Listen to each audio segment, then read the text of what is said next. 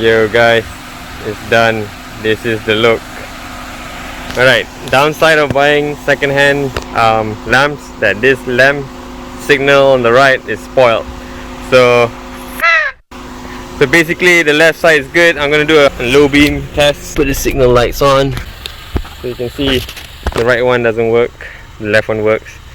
This is a normal beam, I think. No, it's high beam.